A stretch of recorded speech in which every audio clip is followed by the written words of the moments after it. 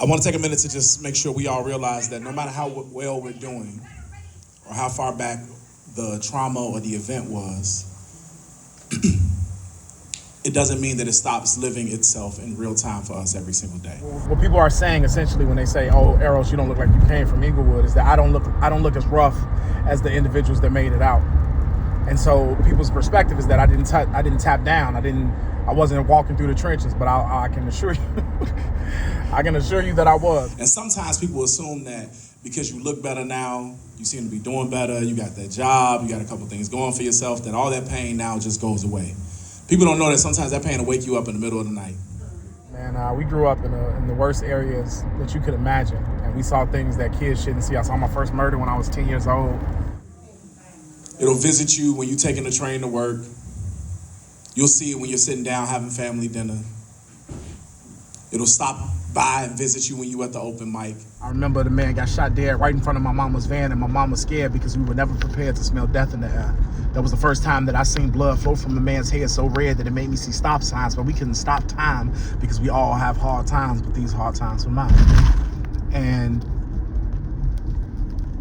multiply that story by 1,000 others. It's amazing how life might appear when you be on the outside looking in. Human eyes can never tell how many times you failed before you finally felt a win. And maybe if they did know, they would probably celebrate you then.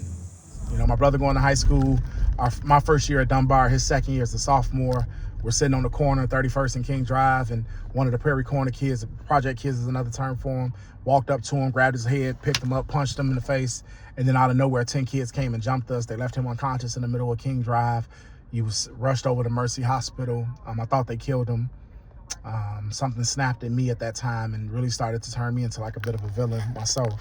We are all socializing, but we still practice social distancing with our intentions because demons can be difficult to decipher. I want you to think about those folks that will actually sit inside your cipher, shape-shifting shysters who cheer for your misery, don't know your history, but they hate all your victories.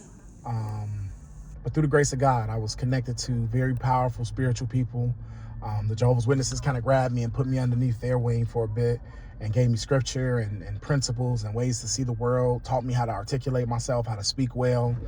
I got a lot of who I am, and the whole "you don't look like you come from Inglewood" thing came from the religious foundation that I had. And my mother really pushed it because she didn't want my brother and I to be subjected to the streets. Because they think you own when you really fell off. They counting everything you got, but they don't want to calculate what it costs. They don't realize you'll trade every win you have for half of what you lost, but it don't look that way when you're on the outside looking in. And I remember one time I shared this piece at the House of Blues downtown, and a brother came up to me in tears, telling me that he never got a chance to express himself, never cried, never could cry even when he lost his father, because his father told him that crying was something that only women did.